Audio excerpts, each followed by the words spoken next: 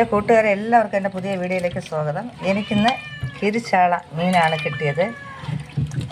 കണ്ടോ, ഞാനിതിനെ ഒന്ന് കഴുകി വൃത്തിയാക്കിയതിന് ശേഷം വറുത്തെടുക്കാൻ പോവുകയാണ്.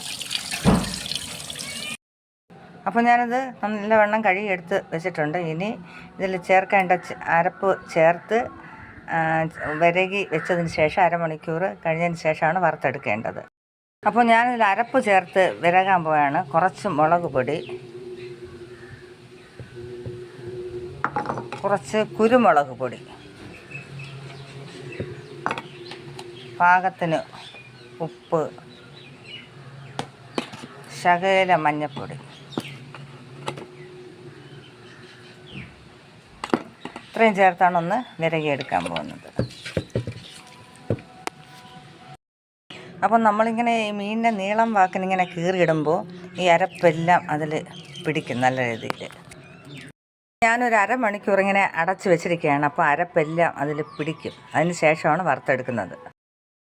മീൻ വറുക്കാൻ പോവാണ്. ഗ്യാസിൽ വെച്ചാണ് വറുക്കുന്നത്.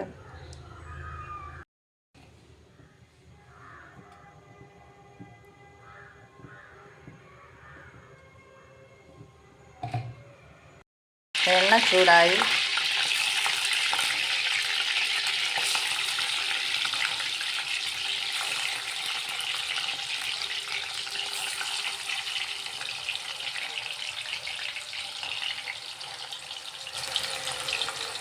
ഒരു വശം വന്ന് ഞാനൊന്ന് മറച്ചിടട്ടെ.